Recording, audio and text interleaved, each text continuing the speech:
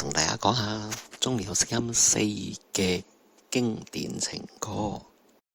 呢集呢，我就喺現場嘅，咁陣間可以講下一啲呢現場見到但係冇出到街嘅一啲小趣事啦。今次我等唔到張老師嘅出片啦，係啦，咁就自己出咗先，因為都想講下我自己諗法啦。咁頭兩位呢，的確係唱得差嘅，係啦，即係范子睿、鄭仲浩，淨係等得愛上一個不回家的人。兩個都係差，我覺得可以否佢哋嘅。咁跟住吳亦偉嘅留低鎖匙係好嘅，不過都可能其中一個原因就係之前兩個太差啦，相應得佢特別好啊。咁當日都係第一次啦，又係即係我呢中四係第一次去現場啦，咁亦都係第一次見到阿亦偉佢靚咗嘅牙啦。咁喺片裏邊呢，亦都有特別講到啦，係啦，有贊助商幫手啦。好，跟住呢，我一路都幾喜歡嘅雷小雷呢，今次別怕我傷心，原本係好大期望嘅，但係就中規中矩啦，有少少失望。其實佢成日都係咁樣中規中矩咁樣，又冇乜好大嘅突破驚喜咁樣。前都係一兩隻歌呢，都係其實可以有啲好嘅表現，但係佢就錯過咗啦。獲加鑑其實又唔係話咁差嘅，不過不失啦。不過呢隻歌就我諗其實譚詠麟又好，或者其他人都會對呢隻歌係有特別高嘅要求啦。可以講翻呢，喺現場聽見啦，就黃日華咪陪住阿獲加鑑唱嘅，唱咗幾句，咁呢，其實係真係走晒音，係啊，啲高音完全唱唔到。咁喺出街嘅時候呢，就係經過咗收音啦，即係要執翻正佢，啱翻晒啲音啦。雖然都會知道佢唔係唱歌嘅材料啦，唔係唱歌嘅底子，但係就起碼都啱翻晒啲音。我都好驚佢如果只係照直咁樣播出嚟呢，真係好影響嘅。咁同埋我都覺得係啦，咁唔好聽嘅歌就唔好播出嚟。咁佢收咗音叫做 OK 啦，亦都幫阿華哥係保留翻個面子咯。講開黃日華呢，就講埋羅文莊啦。喺現場呢，其實羅文莊呢有好多嘢講嘅，又差唔多好似係搶住嚟講咁樣啦。咁呢，喺但係出街嘅時候呢，就剪晒啦。咁我覺得就好 OK 啦。即係其實佢係即係要分莊閒咁樣啦。即係其實佢係一個嘉賓啦，咁就冇理由講咁多嘢噶嘛。係啦，咁就所以呢，就而家出咗街嗰個平衡呢就 OK 啦。咁同埋即係黃日華同羅文莊喺即係呢一個咁樣嘅組合裏邊嘅，咁邊個受歡迎啲啊？邊個係主角多啲？咁當然就係黃日華啦。咁所以剪佢嘅多啲嘢係好合理咯。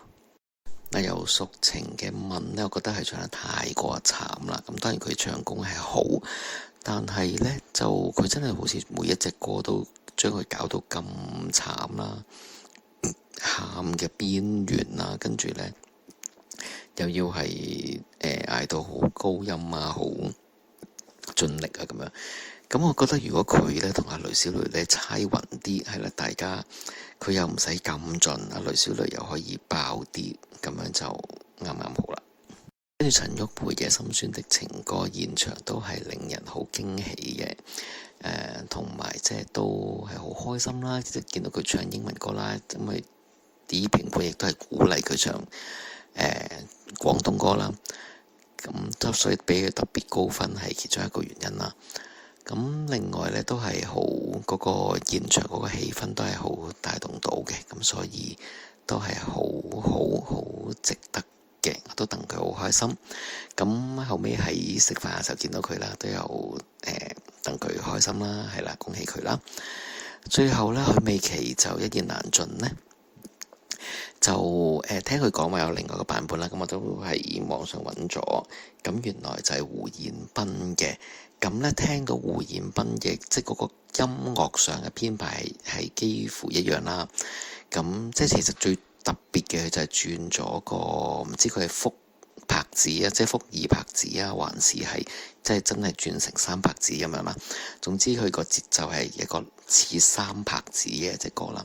咁所以啲字嘅擠落去嗰個三拍子裏邊呢，就係會有啲好似褪咗位啊，唔同咗啊咁樣。咁所以成隻歌呢，就係唔同晒嘅。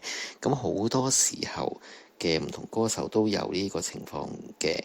嘅編曲想改變嘅時候咧，都會將佢原本嘅四拍子變成三拍子，咁就即刻成隻歌唔同晒噶啦，成個感覺唔同晒。咁見到胡彥斌唱歌咧，就真係即係佢唱嗰陣時咧，唱完啦嘅時候咧，個感覺咧就係令人窒息啦，技驚四座啦，眼前一亮啦。咁但係許美琪咧就冇呢個感覺嘅，係啦，只係唱咗一個好似好怪怪嘅版本啦，跟住佢又嗌啦，中間有啲嗌，跟住咧又要臨尾又唔知做乜事咧，就要嗌到咧令到自己又走咗音啦咁樣。咁我覺得就真係好可惜嘅，即係已經臨尾啦嘛，完啦嘛，咁你都完成咗，咁咪算啦，已經係即係都唔錯，都覺得幾有特色嘅。如果佢唔係咁樣炒咗咧，其實可能即係都幾高分嘅。係啦，即係都係有一個特色嘅嘛，另外一隻歌咁，但係佢就要搏得太盡啦，高估自己啦。咁其實又都係有好多嘅之前嘅好多位歌手都係咁樣啦，都係咁樣高估咗自己啊，要嗌到好高音啊，但係就嗌到破晒音，即係都唔吸收下前人即係已經離開咗嘅人嘅一啲嘅經驗嘅，都繼續要係咁樣去大嗌啊，令到自己把聲嘅狀態唔好啊，失聲啊咁樣。係咯，佢呢個破音咁恐怖嘅嗰個情況，佢仲要呢係高分過游淑晴，真係有啲古怪，同埋呢特別偏幫佢，我覺得。咁所以我揀咗今次我最欣賞嘅歌手就有陳玉培、吳亦偉同埋游淑晴，咁就絕對係冇許美琪嘅。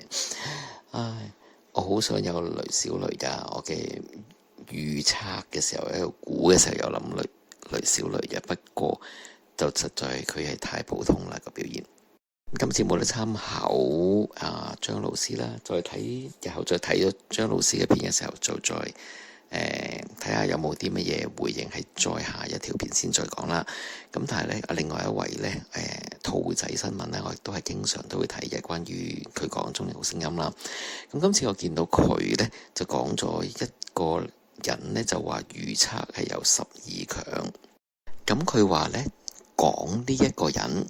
嗰個人呢，就係話佢見到有個人呢，係喺5月嘅時候呢去現場睇錄影，咁從佢嗰個寫嗰個文字嘅寫法啦，因為呢，我就出咗 Facebook，大家都可以睇翻嘅。我嘅 Facebook 呢，都係寫咗我自己估我心目中嘅10強，咁嗰陣時我寫嗰陣時呢係14強嘅，咁嗰陣時我就估10強。咁10強裏邊呢，就最後尾嗰幾個呢，就有范子睿、叔雷小雷、叔周志康咁樣嘅。咁所以呢，叔多咗幾個之後呢，就從我估嘅10個呢，我就即講咗呢，有12個有可能進入10強嘅人，出咗12個名，係啦。咁喺兔仔嗰度呢，佢就話嗰個人呢，就話。我就喺睇咗14進12，然後咧就講咗12強嘅名單出嚟。咁其實就絕對唔係嘅。我絕對唔會係事先講啦。咁同埋咧嗰一場，我睇嘅五月頭啦，嗰一場咧係14係進13嘅。咁咧根本就唔係14進12，所以成件事咧，即係其實啲人都唔知睇乜嘢，亦都唔係話好完全追蹤中年好聲音嘅進程嘅，所以咧就亂咁講係啦。咁我只係咧就係我見到佢臨尾縮嗰幾下咧，我就好明顯就會知道嗰篇嘢係我寫嘅，因為咧我係縮咗嗰3個人嘅。琴啦。咁所以呢，我所寫嘅12個人名呢，只不過係12個人有機會成為十強。咁而我係排咗次序嘅，即係我當其時排第10個呢係范子睿啦。咁我就有諗有可能雷小雷如果冇被淘汰嘅話，咁或者周志康咁樣嘅。咁但係其實當中會有好多變數噶嘛，即係中間其實唔知邊啲人突然間都可能會被淘汰咗咁樣。咁呢，所以我就預備咗12個人名嘅，絕對唔係不是12強。首先我唔會透露，即係就算我知道我都唔會透露。況且我當其時係未知，咁只係呢，就後尾就睇到14進13係啦。咁13進12呢，就係5月21號嘅，咁我係就喺旅行當中啦，都未係啦，冇去到嘅。5月21號嗰日嘅13進12，我係冇去到嘅。咁所以呢，就並不是我講話嗰12強嘅名單嚟嘅。OK， 好啦，咁澄清咗，希望兔仔又可以知道係啦，唔係我講嘅。咁嗰12強都係唔準確嘅，係啦。咁而家大約其實大家都應該知道多咗啦，比起嗰陣時係啦。咁當其時呢，其實仲有幾位係14強啊嘛，係啦，仲喺度嘅參賽者嘅，我冇揀佢，只不過係我個人喜好唔太中意佢，所以冇揀啫，並不是話佢已經淘汰，係啦，就係咁樣。OK，我哋下次再見，拜拜。